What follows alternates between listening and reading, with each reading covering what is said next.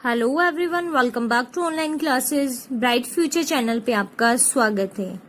आज की क्लास में हम करेंगे मनोसामाजिक विकास का सिद्धांत, जो हमें एरिक्सन ने दिया था। प्रोफेसर एरिक्सन है जो हमारे मनोवैज्ञानिक थे।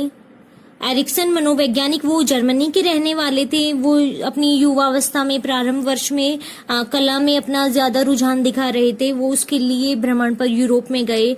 वहां पर उनकी मुलाकात साइमन फ्रायड से हुई थी। वहां पर एरिक्सन ने मनोविश्लेषण विषय अध्ययन करने के संबंध में उनसे बात की थी, इन सब को लेकर। लेकिन उनका इस कार्य क्षेत्र की शुरुआत है वो अच्छे से नहीं हो पाई। इसके उद्देश्य की पूर्ति के लिए वो अमेरिका गए, वहां पर रहने लगे। अमेरिका में उन्होंने इस विषय पर अध्ययन किया और फिर उन्होंने मनोसामाजिक विकास का सिद्धांत दिया था। ये सिद्धांत है हमारा कई अलग अलग बुक में अलग अलग सन बताया गया है कि वैसे ज्यादातर 1950, 1963, 68 ऐसे बोला जाता है कि उसके सिद्धांत तब दिया गया था। तो मेन बात क्या है, हमारी मनोसामाजिक विकास का सिद्धांत है।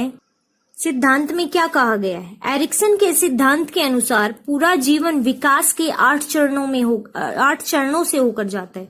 यानी कि जो एरिक्सन है, इन्होंने मनोसामाजिक विकास का जो सिद्धांत दिया है, उन्होंने कहा है कि जो हमारी पूरी लाइफ है वो 8 चरणों में, 8 स्टेप में डिवाइड है। प्रत्येक चरण में एक विशिष्ट विकासात्मक मानक होता है, कुछ ना कुछ अलग होता है, हमें विशिष्ट होता है विकास के लिए बच्चे के। पूरे 8 चरण में हम उसको डिफाइन करेंगे, जो मैं अभी आपको 8 स्टेप बताऊंगी जो हमारी स्टेज होंगी। फिर एरिक्सन है, उसके अनुसार उन्होंने क्या कहा कि जो समस्या है वो कोई संकट नहीं होती। ये बहुत ही इंपॉर्टेंट बात है, ध्यान से सुने। एरिक्सन के अनुसार समस्या कोई संकट नहीं होती है, बल्कि संवेदनशीलता और सामर्थ्य को बढ़ाने वाला महत्वपूर्ण बिंदु होती है। यानी कि जो समस्या है उसे संकट ना मानकर एरिक्सन ने कहा है कि वो संवेदनशीलता होती है और जो हमारे अंदर सामर्थ्य है उसको बढ़ाने के एक बिंदु है, जिससे हम उस प्रॉब्लम को सॉर्ट आउट कर सकते हैं और जो हमारे अंदर टैलेंट छिपा हुआ है हम उसको समझ सकते हैं। ठीक है, उन्होंने ये बोला था। फिर एरिक्सन का जो ये बताया 8 चरण होते हैं, वो 8 चरण कौन कौन से हैं? 8 अवस्थाएं हैं हमारी। सबसे पहले है विश्वास बनाम अविश्वास, जो जन्म से लेकर 18 महीने तक यानी कि 1.5 वर्ष तक होती है। इसके अंदर क्या होता है, जो शिशु होता है उसका पालन पोषण अगर प्यार से किया जाए, विश्वास के माहौल में हो, तो बच्चे के अंदर विश्वास का भाव उत्पन्न हो जाता है। लेकिन अगर इन चीजों का अभाव हो तो बच्चे में अविश्वास उत्पन्न हो जाता है। तो इस अवस्था को बोला गया है विश्वास बनाम अविश्वास, यानी कि ट्रस्ट वर्सेस मिसट्रस्ट। ओके, फिर नेक्स्ट है हमारा स्वायत्तता बनाम शर्म एवं संदेह। ये हमारा 1.5 वर्ष के बच्चे से लेकर 3 वर्ष तक के बच्चे तक होता है। इसके अंदर क्या होता है, इसमें बालक की जो ऊर्जा है उसका निर्देशन उसके शारीरिक विकास से होता है कि वो उचित ढंग से हो पा रहा है या नहीं हो रहा है।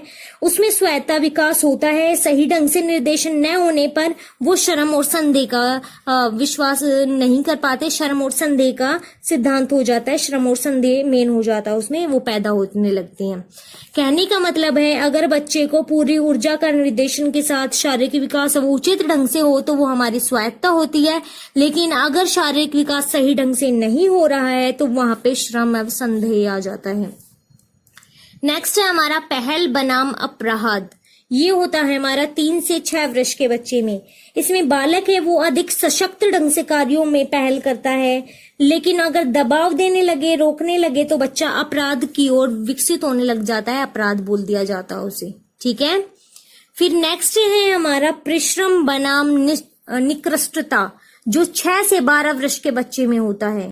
इसके अंदर बच्चे को नए कौशल यानी कि स्किल सिखाई जाती है, नॉलेज दी जाती है, ज्ञान दिया जाता है। जो पूरे परिश्रम से अच्छे ढंग से करता है वो सफल हो जाता है तो उसे परिश्रम बोलते हैं, लेकिन सफल न होने पर निकृष्टता का नाम दे दिया जाता है। फिर है हमारा पहचान बनाम भूमिका, जो 12 से 18 वर्ष की उम्र के बच्चों में पाई जाती है। ये एज साथ साथ आपको बताई गई है, जिसके अकॉर्डिंग जो मनुष्य की लाइफ है वो 8 स्टेप में।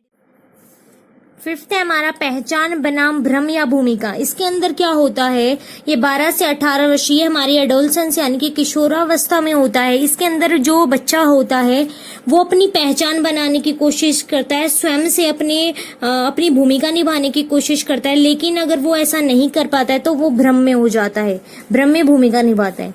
फिर है घनिष्ठता बनाम अलगाव, जो 18 से 35 वर्ष के बीच पाया जाता है। इसमें युवा व्यक्ति दूसरों के साथ घनिष्ठ संबंध बनाने का प्रयास करते हैं।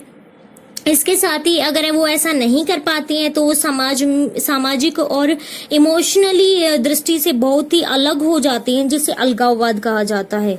फिर है उत्पादनशीलता बनाम गतिरोध, ये हमारी 35 से 65 वर्ष 35 टू 65 ईयर्स जो हमारी प्रौढ़ावस्था की तरफ जाती है। इसके दौरान जो युवा व्यक्ति होता है वो सहयोग और निर्देशन से अपने कार्य को एक्टिव के साथ पूरा करता है। अगर ऐसा नहीं करता है तो वो उसमें गतिरोध होने लग जाता है, मंदता से। गतिरोध यानी कि मंदता से उसकी जो क्षमता होती है, पावर होती है, वो उसे कम यूज करना शुरू कर देता है। एंड लास्ट हमारा स्टेप है आत्मनिष्ठा बनाम निराशा, जो 65 टू मृत्यु होता है, जो मतलब 65 से अनंत जब तक मनुष्य का जीवन है, जब तक वो जिंदा रहता है, यानी उसका जीवन का अंतिम वर्ष होते हैं। इसमें व्यक्ति अपने आप से प्रश्न पूछता है, अपने आप के बारे में जानता, अपना महत्व, खुद वो सेटिस्फाइड हो पाया या नहीं हो पाया, वहां पर बात की गई है। अपनी ईगो को लेकर या फिर वो डिस्पेयर हो गया है, निराश हो गया है किसी चीज से, उन सबसे अपने आप से प्रश्न पूछता है। इस तरह के उसमें भाव आ जाते हैं। ठीक है, तो मनुष्य को लेकर ये 8 स्टेज है। इसके अंदर हमारी एरिक्सन का जो सिद्धांत है, इसमें मनोसामाजिक विकास के सिद्धांत में मनुष्य के जीवन में 8 स्टेज होती है, जिसके अंदर उनका पूरा जीवन है वो इंक्लूड होता है। इसमें सबसे पहले विश्वास होता है, फिर स्वायत्तता, पहल, परिश्रम, पहचान, घनिष्ठता, उत्पादनशीलता, आत्मनिष्ठता। अगर इन सब में नहीं हो पाता तो इनके अपोजिट चीजें बताई गई हैं, अविश्वास, शर्म, संदेह, अपराध, निकृष्टता, भ्रम, अलगाव, गतिरोध, निराशा। ठीक है, तो ये बहुत ही इंपॉर्टेंट है। एरिक्सन का सिद्धांत कॉम्पिटिटिव एग्जाम्स में भी पूछा जाता है, तो आप इन्हें अच्छे से समझे, वीडियो को देखें, अपने कॉम्पिटिटिव एग्जाम्स की अच्छे से तैयारी करें। ओके, तो आज की क्लास में हम इतना ही करेंगे। Stay home, stay safe. Thank you.